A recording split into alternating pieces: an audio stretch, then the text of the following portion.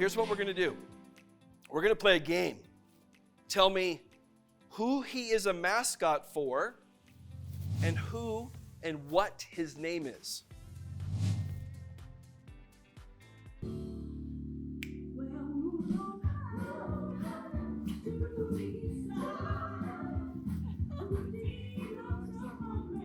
In the sky. I think when it comes to love languages, I know this. When it comes to love languages, when we start getting those things right, these simple 5 things that we're going to talk about tonight, it will change the way that not only you love your partner, but it'll change the way that you operate at work.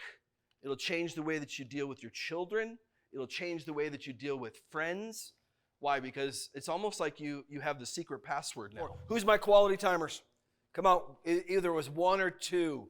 You probably placed pretty high. Let me see, I got 1, 2, 3, 4, 5. Okay. Well, when it comes to quality time, if your partner's primary love language is quality time, you need to not only set aside time for your partner, but also be intentional about how you spend that time.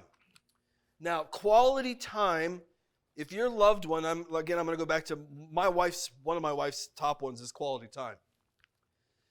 That's why I love the calendar. That's why I love to have a discussion with her. Hey, maybe we could do this. Maybe we could do that. Just me setting things up with her is part of quality time.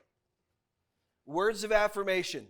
I know that we got several people out there. This is a very predominant men one. We love to have everybody think that we have these really big egos, but the reality is we have really small, really fragile egos, and we love to be told we do great things all the time. And so men, and when they're honest with their quiz, a large percentage of, like 70% of men, words of affirmation is big because we like to be told what we're doing well. Those whose primary love language is words of affirmation are often sensitive and aware of their surroundings. They are the encouragers who know just what to say to make others feel better, and they're hoping you can do the same for them. Anybody in here gifts? Don't be lying now. Anybody gifts is your number one word? That's what I'm talking about. Just me. I love gifts. And it took a long time for me to recognize that. It took a long time for me to recognize that gifts mean so much to me. So much so that on one of my deployments, I went from base to base and visiting soldiers and all over countries and everything. And yes, going and visiting soldiers is important. Don't get me wrong. But my primary focus was, let's see some cool gifts that I could buy for my family when I go home. Ooh, that's a good one there. I got to come back here, put it in my phone. Oh, take a picture of that. I'm going to get that for little Jimmy. You know what I'm saying? Because gifts mean something to me so much. And then COVID happens, and I couldn't get any of those presents. I was heartbroken because they wouldn't let me fly anywhere. Presents mean something to me. Little things.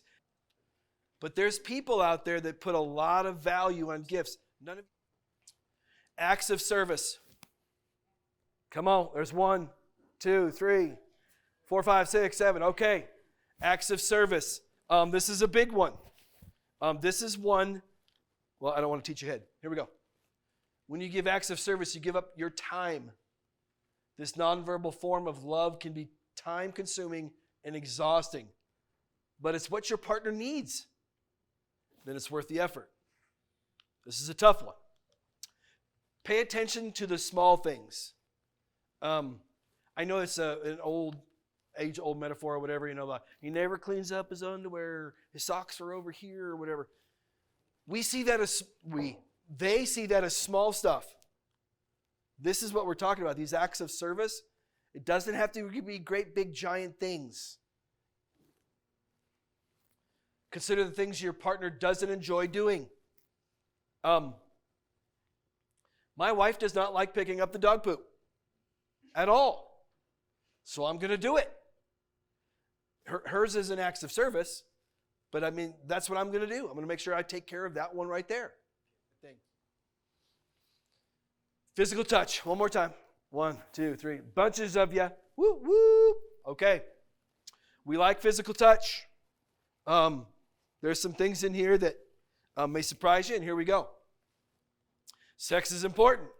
aspect of a marriage, a romantic relationship, but physical touch as a love language is not all about sex. A hug, a shoulder squeeze, a handhold, even a pat on the back can be an expression of love that is just as meaningful to your partner. I want you all to think about this when it comes to the love languages. We don't have to overthink it. We have to communicate on it. There's nothing wrong. There is absolutely nothing wrong with having a conversation of, hey, babe, did you feel loved during that time? Hey, I did this act because I was really hoping to get a reaction that you felt loved. And if she says, no, I didn't feel loved at all. Boys, don't get hurt. Ask her, okay, well, how can I do something that you would feel loved? Well, I wish that you would do X, Y, and Z. Got it. I'm going to do X, Y, and Z, and I'll figure it out. When it comes to love languages, we just got to think them through. We've got to be simple, got to think things through. Remember that whole thing about we may not be able to control our first thought, but we can control our second thought. The goal, right there, endless commitment. Now, that concludes everything that I'm going to say. We're well ahead of schedule. My question is, what are your questions?